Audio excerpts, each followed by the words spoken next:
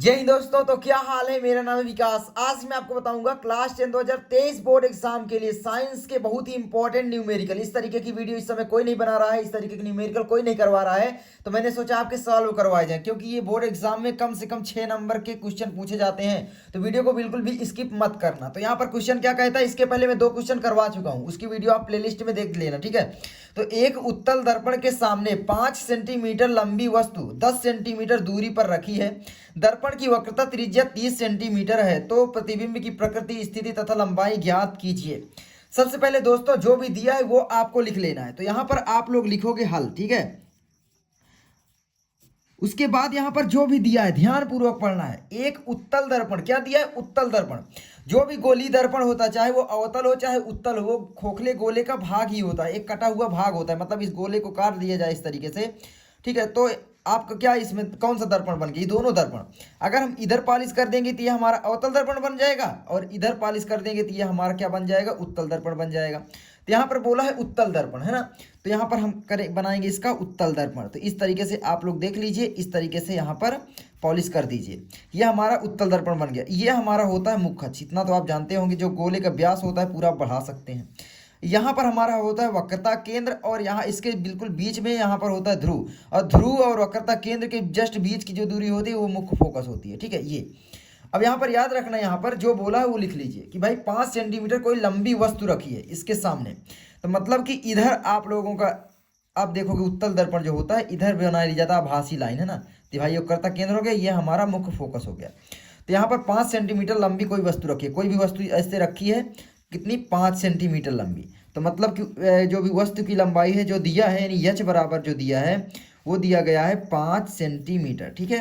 तो ये आप याद रखना। उसके बाद जो दिया है लंबी वस्तु 10 सेंटीमीटर दूरी पर रखी है, मतलब कि जो भी हमारा दर्पण है उससे 10 सेंटीमीटर दूरी पर रखी है। मतलब कि हमारा जो यू दिया गया है वो दिया गया है 10 सेंटीमीटर। तो ये भी याद रखना, ठीक है, सेंटीमीटर दूरी पर रखी है। अब देखो क्या बोला है, दर्पण की वक्रता त्रिज्या 30 सेंटीमीटर है। जो दर्पण की वक्रता त्रिज्या है यानी आर दिया गया है वो 30 सेंटीमीटर दिया गया है, ठीक है। 30 सेंटीमीटर, 30 सेंटीमीटर है। तो प्रतिबिंब की प्रकृति हमें ज्ञात करना है, स्थिति एवं लंबाई ज्ञात करना है, यानी आवर्धन ज्ञात करना है। अब यहाँ पर याद करना, यहाँ पर याद रखना कि जो हमारी आर दी गई है, आर क्या होती है, मैंने आपको पिछली वीडियो में भी बताया कि यहाँ से यहाँ तक की दूरी, यानी मुख्य यानी ध्रुव, दर्पण के ध्रुव और वक्रता केंद्र के जो बीच की दूरी होती है वो कहलाती है हमारी आर, ठीक है। ये हमारी आर होती है। चाहे यहाँ से 30 सेंटीमीटर, मतलब आप पैदल चलोगे, कोई ये सीधी रास्ता है, यहाँ से यहाँ तक जितना जाओगे, चाहे वो 1 किलोमीटर 2 किलोमीटर, तो यहाँ पर हम लिया है यहाँ पर सेंटीमीटर में। तो यहाँ पर ये है हमारी 30 सेंटीमीटर। तो हमें कुछ भी ज्ञात करने के लिए सबसे पहले यफ की वैल्यू निकालनी पड़ेगी। तो यफ इक्वल टू हमें पूछा, यहाँ पर बताना पड़ेगा। दूसरा बात, यहाँ पर पूछा है आवर्धन निकालना, तो हमें एच डैश निकालना पड़ेगा, ठीक है। तो एच डैश बराबर क्वेश्चन मार्क लगा दिए। अब इसको निकाल लीजिए। सबसे पहले आर बराबर 30 सेंटीमीटर है, तो एफ बराबर कितना हो जाएगा, एफ जो होती है आधी होती है जस्ट इसके, है ना, क्योंकि यहाँ से यहाँ तक की दूरी तो भाई 30 सेंटीमीटर है। अब यहाँ से यहाँ तक की दूरी जो हमारी होती है वो होती है फोकस दूरी, तो ये हमारी आधी हो जाएगी जस्ट, तो यहाँ पर हो जाएगी 15। तो यहाँ पर एफ इक्वल टू कितना हो जाएगा, अपने से लिख सकते हो भाई 15 सेंटीमीटर, ठीक है। अब यहाँ पर चिन्ह परिपाटी लगा दो। सबसे पहले एक हमारा उत्तल दर्पण दिया है, U का मान हमेशा निगेटिव ही होता है और F का मान उत्तल दर्पण में प्लस ही रहता है ना, क्योंकि हमारा जो प्रतिबिंब बनता है वो दर्पण के दाएं साइड बनता है। तो इसकी फोकस दूरी इधर देख सकते हो, है ना, इधर, तो ये आपकी प्लस ही रहेगी, ठीक है। और जो वस्तु रखी जाती है वो हमेशा दर्पण के बाईं ओर यानी इधर रखी जाती है, यानी सामने, ठीक है, इधर। तो ये हमेशा निगेटिव ही लिया जाता है। तो अब इसमें फार्मूला लगा दो आप। तो क्या होता है फार्मूला, दर्पण सूत्र से। तो आप लिख सकते हो यहाँ पर दर्पण सूत्र से, ठीक है। तो दर्पण सूत्र यहाँ पर क्या है, जल्दी से बताओ मुझे। तो यहाँ पर आपका दर्पण सूत्र जो दिया जाता है वो दिया जाता है 1/f बराबर 1/v प्लस 1/u, यही आपका फार्मूला होता है, ठीक है। तो ये आप लोग याद रखना। उसके बाद इसमें जो भी दिया है वैल्यू आप रख दो। एफ बराबर में 15 दिया है, तो 1/f की जगह आप लोग 15 रख दो, इक्वल टू 1/v क्या कितना दिया है, देखो यहाँ पर v दिया है क्या कहीं पर, तो यहाँ पर देखो v कहीं पर नहीं दिया, यानी हमें यहाँ पर ज्ञात क्या करना है, v भी ज्ञात करना है ना। तो यहाँ पर v लिख दोगे प्लस 1/u। यू कितना दिया गया है यहाँ पर 10 सेंटीमीटर, ठीक है। तो यहाँ पर हो जाएगा u बराबर 10, लेकिन वो है निगेटिव का तो निगेटिव का, ठीक है। ये आप लोग याद रख लेना। उसके बाद इसका एलसीएम लोगे तो कितना आएगा, तो यहाँ पर आप लोग इसका एलसीएम ले सकते हो यहीं पर डायरेक्ट, या ऐसे पक्षांतर कर लो तो ज़्यादा सही रहेगा कि भाई 1/15 दिया है तो 15 है ना, यही दिया है। अब यहाँ पर इसको इधर लाओगे तो ये प्लस का चिन्ह माइनस का बन जाएगा तो माइनस। अब 1/10 है तो 1/-10 यही होगा, इक्वल टू 1/v इधर ही रहेगा तो v हो गया सिंपल। अब देखो यहाँ पर क्या हो रहा है कि माइनस माइनस यहाँ पर प्लस बन रहे हैं, तो आप एक एक स्टेप करना कि 1/15 प्लस 1/10 इक्वल टू 1/v, यही है। उसके बाद अब यहाँ पर इसका एलसीएम आप लोगे, तो इसका एलसीएम कितना आप लोग निकालोगे, तो मैं यहाँ पर एक रफ का यूज करूँगा, ठीक है। तो इसका यानी 15 और 10 का एलसीएम, तो यहाँ पर 15 और 10 का एलसीएम जल्दी से बताओ कितना होगा। तो यहाँ पर 10 2 से कट जाएगा तो 5 बचेगा, 15 नहीं कटेगा। 15 किससे कटेगा, अब की बार 3 से कटेगा, है ना। तो ये आपका आ जाएगा 5 और 5 फिर से, और यहाँ पर 5 एक कम 5 और ये 5, कितना हो गया 15 तियाँ कितना हो जाएगा मेरे दोस्तों, यहाँ पर जल्दी से बताओ। तो ये 3 से कटा 5 आया, ठीक है। यहाँ पर 5 से फिर 5 कट गया, तो 5 से 15 और 15 दूनी 30, तो यहाँ पर हो जाएगा 30, ठीक है। आई होप आप समझ रहे होंगे। अब यहाँ पर 15 का पहाड़ा 30 में पढ़ोगे तो 2 बार जाएगा, 2 का पहाड़ा फिर इसमें 1 में पढ़ दोगे तो यहाँ पर कितना हो जाएगा 15 दूनी 30, 2 1 कम 2, प्लस है तो प्लस 10 3 30 और 3 का यहाँ पर गुणा ऊपर होगा जस्ट, तो यहाँ पर हो जाएगा 3, ठीक है। 10 3 30, 3 1 कम 3 इक्वल टू में 1/v। मैं एक एक स्टेप बता रहा हूँ, कोई भी बेसिक सा बच्चा होगा वो भी समझ जाए। अब यहाँ पर 3 और 2 एक कितना हो जाएगा 5/30 यही होगा, इक्वल टू 1/v। अब देखो यहाँ पर v इधर इसमें, यहाँ पर देखो क्रॉस मल्टीप्लाई हो जाता है जहाँ पर बराबर होता है, तो इसका इसमें गुणा होगा, इसका इसमें गुणा होगा, ठीक है। तो यहाँ पर 5v आप लिख सकते हो, 5v इक्वल टू आपका 30 यही होगा।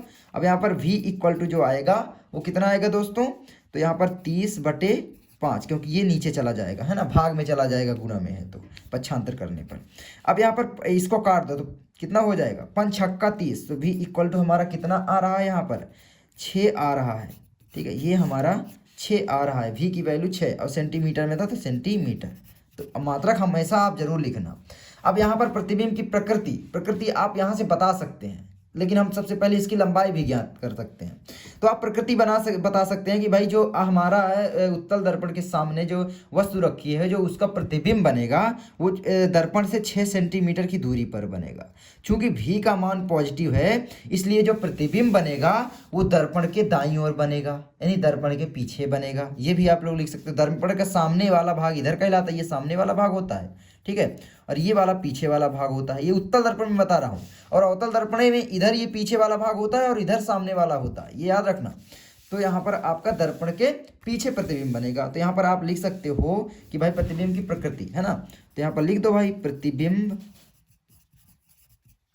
दर्पण के पीछे, ठीक है, पीछे ही होगा, दर्पण के पीछे, ठीक है। कितनी सेंटीमीटर दूरी पर, 6 सेंटीमीटर, 6 सेंटीमीटर दूरी पर बनेगा, यही होगा। अब प्रतिबिंब की प्रकृति क्या होगी मेरे भाई, तो अगर हमारा प्रतिबिंब दर्पण के पीछे बनेगा, याद रखना प्रतिबिंब अगर दर्पण के पीछे बनेगा तो वो प्रतिबिंब हमेशा आभासी होगा, और आभासी होगा तो वो सीधा होगा, हमेशा याद रखना। जो भी प्रतिबिंब आभासी होगा, ठीक है, जो भी प्रतिबिंब आभासी होगा वो हमेशा सीधा बनेगा, और जो भी प्रतिबिंब क्या होगा यहाँ पर उल्टा बनेगा, क्या बनेगा, उल्टा बनेगा, वो प्रतिबिंब हमेशा वास्तविक होगा। ये अपने अंदर कान खोलकर सुन लो, चाहे जहाँ पर छाप लो बस छाप लो, ठीक है, वास्तविक होगा। तो ये याद रखना। तो यहाँ पर प्रतिबिंब किधर बन रहा है, दर्पण के दाईं ओर, यानी अगर प्रतिबिंब दर्पण के किधर बनेगा, ये स्थिति कब होगी, जब प्रतिबिंब दर्पण के पीछे बनेगा, ठीक है। और ये वाली स्थिति जब होगी जब प्रतिबिंब दर्पण के सामने, यानी आप लिख सकते हो कि भाई बाईं ओर बनेगा, तो ये प्रतिबिंब की प्रकृति होगी। और जब दर्पण के पीछे नहीं दाईं ओर बनेगा तब प्रतिबिंब की प्रकृति ये होगी।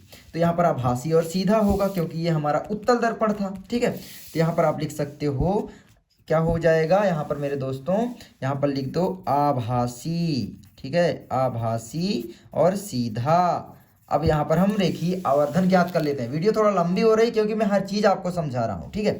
अब यहाँ पर रेखीय आवर्धन हमें ज्ञात करना है, यानी लंबाई ज्ञात करना है, यानी आवर्धन ज्ञात करना है। आवर्धन यानी मैग्निफिकेशन, यानी यम इक्वल टू हमारा होता है, फार्मूला याद कर लेना, एच डैश बाई एच बराबर वी अपान यू। इसका मतलब क्या है कि भाई प्रतिबिंब की लंबाई बटे में ये है हमारी वस्तु की लंबाई, इसी तरीके से ये है दर्पण से वस्तु प्रतिबिंब की दूरी, और ये है दर्पण से वस्तु की दूरी, ठीक है। अब इसमें फार्मूला में रख दो आप लोग, क्या क्या दिया है मेरे भाई, तो यम बराबर जो दिया है, क्या क्या दिया है, एच डैश। एच डैश हमें ज्ञात करना है ना, प्रतिबिंब की लंबाई हमें ज्ञात करना है, देख सकते हो प्रतिबिंब की लंबाई हमें ज्ञात करना है, हमें जो दिया है वही रखो। यहाँ पर एच दिया है, हाँ बिल्कुल दिया है 5 सेंटीमीटर, तो 5 दिया है।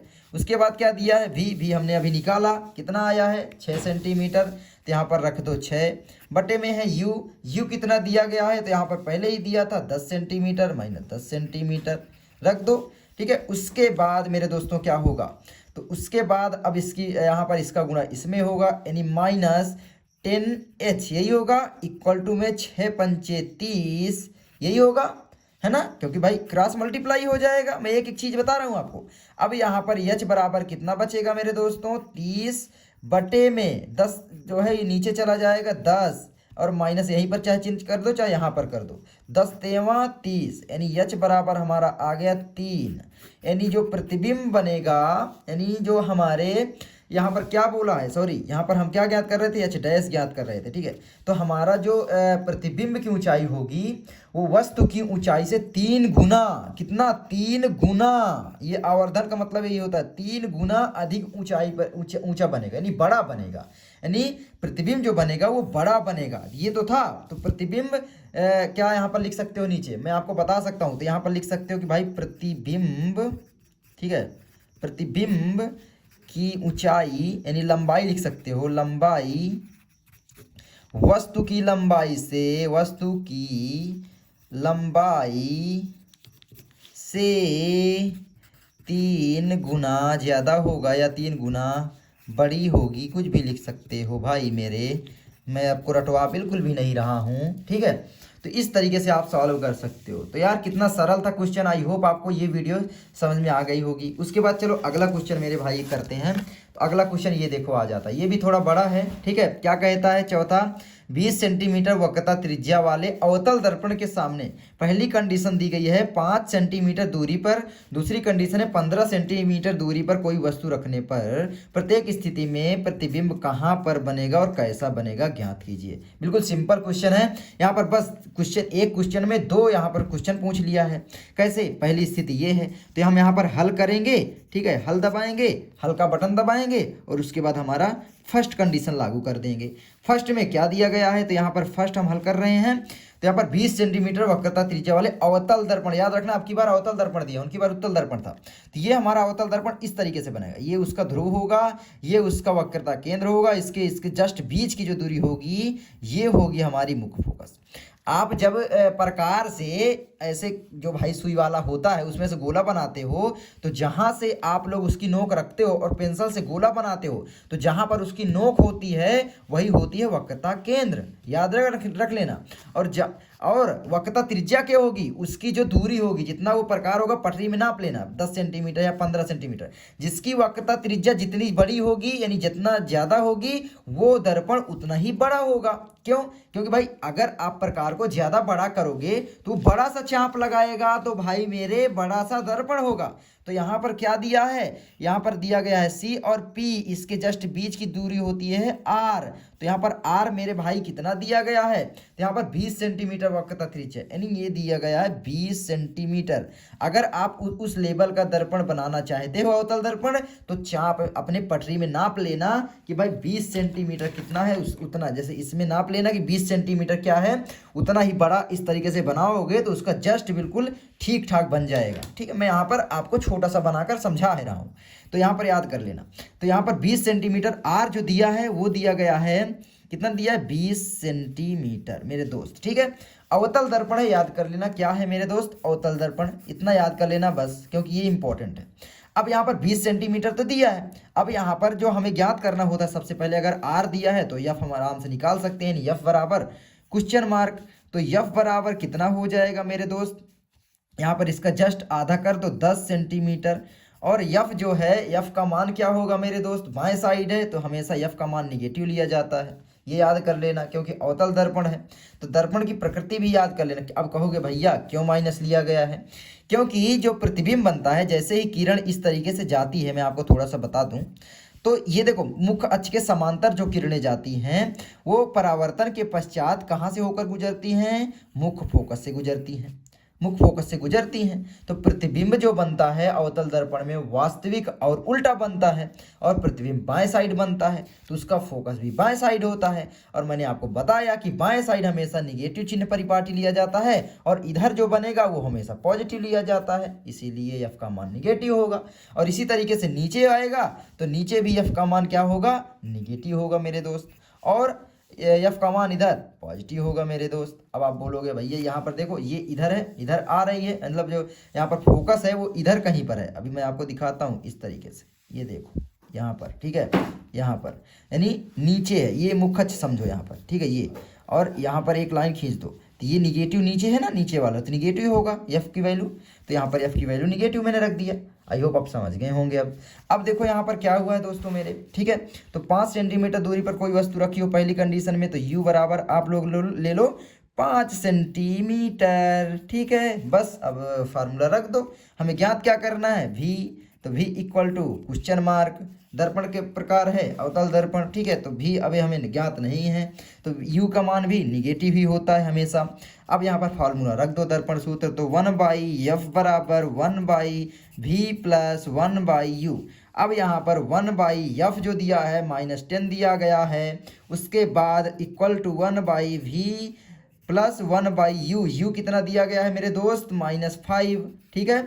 अब यहाँ पर याद रख लेना, क्या पक्षांतर कर लो सबसे पहले, तो 1/-10 दिया है, और ये 1/v उधर ही हम रहने देते हैं, ये प्लस का चिन्ह है इधर लाएंगे, माइनस का होगा यानी 1/-5, ठीक है, यही होगा, इक्वल टू में आपका हो जाएगा 1/v, ठीक है। अब इसका ले लो मेरे दोस्त एलसीएम, नहीं तो पहले मैं कर दूं तो माइनस से माइनस को काट दो, तो यहाँ पर हो जाएगा 1/-10 इक्वल टू हमारा क्या हो जाएगा, सॉरी मेरे दोस्त sorry, plus 1/5 equal to 1/v, ठीक है। अब यहाँ पर इसका एलसीएम ले लो, 10 और 5 का एलसीएम, मैं एक एक चीज़ आपको बता रहा हूँ। तो यहाँ पर 10 और 5 का एलसीएम कितना होगा, तो 10 जो कटेगा 2 से कटेगा, 5 आएगा, 5 किसी से नहीं कटेगा, फिर 5 5 से कटेगा, 1 1 आएगा, यानी 5 दूनी 10 ही आएगा। तो 10 5 का एलसीएम हमारा 10 हुआ, ठीक है।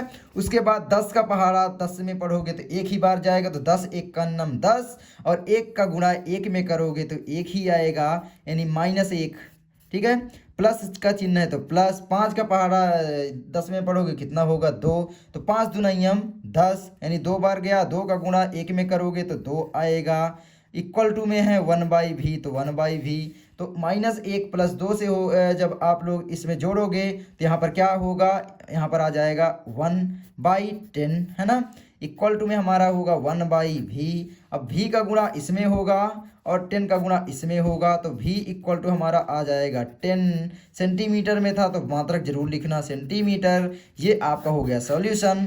अब प्रतिबिंब की प्रकृति पहली स्थिति में हम बता देंगे, तो यहाँ पर आप लिख दीजिए कि भाई प्रतिबिंब कहाँ और कैसा बनेगा, यही बताया है, पूछा है कोई वस्तु रखने पर प्रतिबिंब की स्थिति क्या होगी, प्रतिबिंब कहाँ और कैसे बनेगा। तो प्रतिबिंब यहाँ पर कैसे बनेगा बताना है आपको। प्रतिबिंब की स्थिति कहाँ होगी भाई, 10 सेंटीमीटर दूरी पर, यानी प्रतिबिंब, ठीक है, प्रतिबिंब दर्पण से, आप लिख सकते हो अवतल दर्पण से, या दर्पण से 10 सेंटीमीटर दूरी पर बनेगा, ठीक है, यही होगा मेरे दोस्त, बनेगा।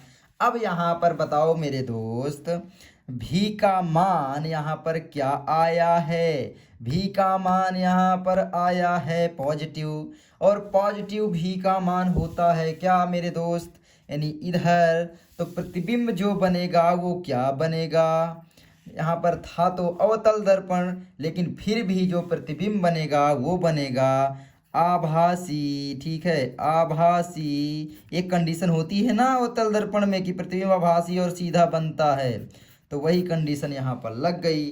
तो तो फर्स्ट कंडीशन में हमारा प्रतिबिंब बनता है आभासी और सीधा। ठीक है, आई होप इतना तो तुम्हें समझ में आया होगा। तो इतना हो गया। दूसरी कंडीशन में फिर से रख दो भाई, यहाँ पर 15 सेंटीमीटर दूरी पर वस्तु रखी हो, तो नहीं हमारा जो दूसरा कंडीशन है मैं यहाँ पर आपको बताए दे रहा हूँ, नहीं u बराबर जो दिया है वो दूसरा कंडीशन यहाँ पर मैं कर दे रहा हूँ दूसरा। ठीक है, दूसरा तो u बराबर जो दिया गया है मेरे दोस्त, कितना दिया गया है 15 सेंटीमीटर। u का मान हमेशा निगेटिव लिया जाता है और यहाँ पर f का मान वही रहेगा 20 सेंटीमीटर, क्योंकि वक्रता त्रिज्या है, देख रहे हो, और अवतल दर्पण है। तो यहाँ पर f का मान जो होगा वो कितना हो जाएगा 10, माइनस का 10 ही रहेगा सेंटीमीटर। तो अब फार्मूला में रख दो, v का मान फिर से निकाल लो। तो यहाँ पर हो जाएगा 1/, ठीक है, 1/f equal to 1/v plus 1/u। अब फार्मूला में ही बदलाव कर लो, हमें v निकालना है, तो 1/f माइनस 1/u बराबर, ठीक है, ये इधर आ गया 1/v। ऐसे ही फार्मूला आप बना सकते हो। वैल्यू रख दो, क्या वैल्यू रखोगे 1/f, f की वैल्यू है -10 और माइनस है तो माइनस 1/u की वैल्यू कितनी है मेरे दोस्त, u की वैल्यू अब की बार है 15, तो 15 रख दो इक्वल टू 1/v आया। उसके बाद फिर से मेरे दोस्त माइनस माइनस प्लस हो जाएगा, तो 1/-10 प्लस 1/15, एक एक करके बता रहा हूँ 1/v। ठीक है, बिल्कुल जिसको कुछ भी नहीं आता, बिल्कुल आज तक कुछ नहीं पढ़ा, वो भी समझेगा। अब यहाँ पर देखो 10 और 15 का एलसीएम ले लो मेरे दोस्त, कितना होगा 10 और 15 का एलसीएम जल्दी से ज्ञात करो। तो यहाँ पर लिखो 10, यहाँ पर लिखो 15, दोनों को काटना प्रारंभ कर दो, 2 से 10 कटेगा 5 आएगा, 15 नहीं कटेगा 2 से। उसके बाद 15 3 से कट जाएगा तो 3 आएगा, 5 तो उतर ही आएगा। उसके बाद ये देखो यहाँ पर भी 5 आएगा, अब 5 से कट जाएगा तो 5 3 15 दूनी 30, यानी 15 10 का एलसीएम आएगा 30। हर चीज़ मैं बता रहा हूँ, मैं डायरेक्ट भी मुझे आता था, मैं लिख सकता था। तो 10 का पहाड़ा 30 में पढ़ोगे तो 10 3 30, और 3 का गुणा 1 में करोगे तो आएगा मेरे दोस्त 3। और यहाँ पर माइनस का चिन्ह है तो यहाँ पर माइनस, ठीक है, प्लस का चिन्ह है तो प्लस। 15 का पहाड़ा 30 में पढ़ोगे तो जाएगा 2 बार, यानी 15 दूनी 30, और उसी 2 को 1 से गुणा करोगे तो कितना होगा 2 एकम 2, ठीक है, इक्वल टू में आएगा 1/v। अब देखो -3 प्लस 2, यानी यहाँ पर आएगा हमारा दोस्तों क्या आएगा, -3 है प्लस 2, तो यहाँ पर होगा -1/30 इक्वल टू 1/v मेरे दोस्त। अब यहाँ पर v की यहाँ पर गुणा इसमें होगा और 30 का इसमें, तो हमारा जो यहाँ पर दोस्त आ जाएगा v इक्वल टू आएगा वो आ जाएगा -30। अब की बार प्रतिबिंब की प्रकृति बताओ मेरे दोस्त। तो प्रतिबिंब जो बनेगा वो अवतल दर्पण से कितनी -30, यानी कि 30 सेंटीमीटर की दूरी पर अवतल दर्पण के इधर बनेगा, बाईं ओर बनेगा, यानी सामने बनेगा। मैंने आपको बताया ना, अगर प्रतिबिंब अब की बार सामने बनेगा, ये प्रतिबिंब कहाँ पर बन रहा है मेरे दोस्त, सामने बन रहा है। अगर प्रतिबिंब सामने बनेगा अवतल दर्पण के, यानी बाईं ओर बनेगा, तो प्रतिबिंब कैसा होगा मेरे दोस्त, वो प्रतिबिंब होगा हमेशा वास्तविक, और वास्तविक होगा तो वो प्रतिबिंब होगा उल्टा। मैंने आपको बताया, याद रख लेना, गांठ बांध लो, ये आपका हो गया, ठीक है। अब यहाँ पर प्रतिबिंब तो हो गया वास्तविक उल्टा, और दर्पण के अवतल दर्पण के बाईं ओर, ठीक है, यानी अवतल दर्पण के सामने। तो मैंने तो आपको बता दिया स्थिति मतलब आपकी हो गई 30 सेंटीमीटर की दूरी पर दर्पण के बाईं ओर प्रतिबिंब कहाँ पर बनेगा ये भी मैंने बता दिया, ठीक है। प्रकृति भी मैंने बता दी किस तरीके का होगा, क्योंकि इसमें से प्रकृति भी ज्ञात की जा सकती है। प्रतिबिंब अगर अवतल दर्पण में इधर बनेगा तो याद रख लेना प्रतिबिंब आभासी बनेगा, इस तरीके से आभासी बनेगा, और इधर बनेगा तो वो वास्तविक बनेगा। आई होप आप लोगों को बहुत ही आसानी से समझ में आया होगा। तो चलो मैं मिलता हूं आपसे नेक्स्ट वीडियो में। कमेंट जरूर करना यार कि किस तरीके की वीडियो लगी है, मैं जिस तरीके से समझा रहा हूं, क्या आपको समझाने का तरीका अच्छा है, या मुझे कुछ सुधार करना चाहिए, या मुझे ज़्यादा नहीं बोलना चाहिए। जो भी आपके यहाँ पर डाउट है, जो भी आप मुझे सजेशन दोगे, मैं वैसे ही वीडियो बनाऊंगा। तो प्लीज़ सजेशन दे देना, आपका कुछ नहीं जाता। मैं अपने ऊपर सुधार करने की पूरी कोशिश करूंगा, मैं आपसे सीखने की कोशिश करूंगा। तो चलो मैं मिलता हूं आपसे किसी नेक्स्ट वीडियो में। वीडियो को लाइक एम कितना रख दूं मेरे दोस्त, तो लाइक कम से कम 1000 करवा देना, ठीक है। तो चलो मैं मिलता हूं अगले वीडियो में। जय हिंद, जय भारत।